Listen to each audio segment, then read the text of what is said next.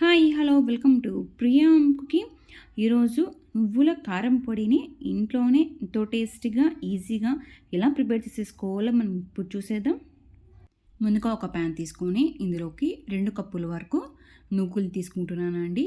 తెల్ల నువ్వులను మీరు ఈ తెల్ల నువ్వుల ప్లేస్లో నల్ల నువ్వులైనా తీసుకొని ప్రిపేర్ చేసుకోవచ్చు. సేమ్ ఇదే మెజర్మెంట్తోనే ఇక్కడ నేను 2 కప్పుల వరకు తెల్ల నువ్వులు తీసుకొని వీటిని లో ఫ్లేమ్లో వేయించుకోవాలి. ఈ నువ్వులు అనేది తొందరగా వేగుతాయి. సో లో ఫ్లేమ్ని అడ్జస్ట్ చేసుకుంటూ ఈ నువ్వుల్ని వేయించుకోవాలండి. చూసారు కదండి, ఇలా మరి ఎక్కువ వేయించాల్సిన అవసరం లేదు. ఇలా నువ్వుల్ని ఇలా వేయించుకోవాలి. ఇలా వేయించుకున్న తర్వాత ఈ నువ్వుల్ని ఒక ప్లేట్లో తీసేసుకొని పూర్తిగా చల్లారనివ్వాలండి. చూసారు కదండి, ఇలా వేయించుకోవాలి. వీటిని అంతా ఒక ప్లేట్లో తీసేసుకుందాం. స్టవ్ ఆఫ్ చేసుకొని తర్వాత ఇదే ప్యాన్లోనే స్టవ్ ఆన్ చేసుకొని 1/4 కప్ వరకు పల్లీలను తీసుకుంటున్నాను. ఈ పల్లీలను కూడా లో ఫ్లేమ్లో వేయించుకోవాలండి. 2 కప్పుల నువ్వులకి 1/4 కప్ వరకు పల్లీలు అయితే సరిపోతాయండి. మరి ఎక్కువ పల్లీలను తీసుకుంటే పల్లీల ఫ్లేవర్ అనేది ఉంటుంది. సో అందుకనేసి 1/4 కప్ వరకు పల్లీల్ని ఇలా లో ఫ్లేమ్లో వేయించుకోవాలి. చూసారు కదండి, ఇలా పల్లీలు మొత్తం వేయించుకున్న తర్వాత వీటిని కూడా మరొక ప్లేట్లో తీసేసుకుందాం.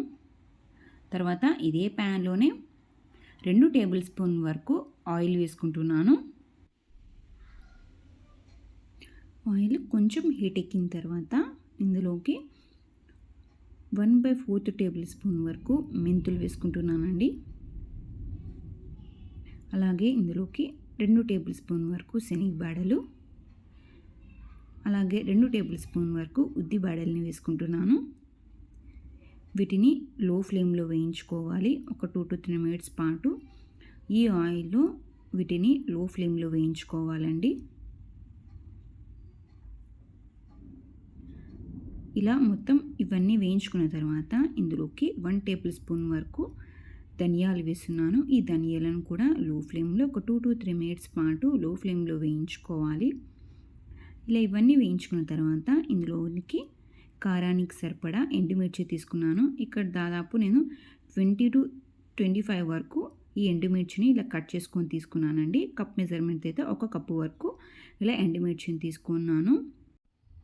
వీటిని లో ఫ్లేమ్లో వేయించుకోవాలి. ఇలా వేయించుకున్న తర్వాత 1 టేబుల్ స్పూన్ వరకు జీలకర్ర, అలాగే ఒక రెమ్మ కరివేపాకును కూడా వేసుకొని ఈ కరివేపాకును కూడా కొంచెం క్రిస్పీగా వచ్చేంత వరకు లో ఫ్లేమ్లో వేయించుకోవాలి.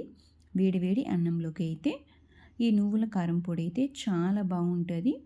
ఈ కారం పొడి కాకోకుండా మన ఛానల్లో చట్నీ పొడిను, అలా ప్రీమిక్స్ చట్నీ పొడిను, అలాగే నువ్వుల పొడి, కారం పొడి, అలా డిఫరెంట్ పొడిలు రెసిపీస్ ఉన్నాయి. ఒకసారి కావాలంటే డిస్క్రిప్షన్ బాక్స్లో లింక్ ఇస్తాను, ఒకసారి చెక్ చేయండి. చూసారు కదండి, ఇలా మొత్తం వేయించుకున్న తర్వాత వీటిని ఒక ప్లేట్లో తీసేసుకొని పూర్తిగా చల్లారనివ్వాలి. ఇవన్నీ పూర్తిగా చల్లారిన తర్వాత ఒక మిక్సీ జార్లోకి మనం ముందుగా వేయించి పెట్టుకున్నాం కదా పల్లీలను, అలాగే వీటిని వేసుకొని మనం గ్రైండ్ చేసేసుకోవాలండి. మరీ ఎక్కువ పౌడర్లా కాకుండా ఇలా చూపించినట్టు విధంగా గ్రైండ్ చేసేసుకోవాలి. గ్రైండ్ చేసిన తర్వాత చూపిస్తున్నాను చూడండి, ఇలా గ్రైండ్ చేసేసుకోవాలి. వీటిని అంతా ఒక ప్లేట్లో తీసేసుకుందాం. అలాగే ఇందులోకి మనం వేయించి పెట్టుకున్నాం కదా నువ్వుల్ని, ఆ నువ్వుల్ని కూడా పూర్తిగా చల్లారిన తర్వాత మిక్సీ జార్లో వేసుకొని ఎక్కువ గ్రైండ్ చేసేసుకోకుండా మధ్య మధ్యలో ఆపుతూ గ్రైండ్ చేసేసుకోవాలి. ఇలా గ్రైండ్ చేసి పెట్టుకున్న నువ్వుల్ని కూడా తీసేసుకొని మనం ముందుగా గ్రైండ్ చేసి పెట్టుకున్నాం కదా పల్లీలను, ఎండుమిర్చిని వాటిలో వేసుకొని అంత ఒక్కసారి బాగా మిక్స్ చేసేసుకోవాలి.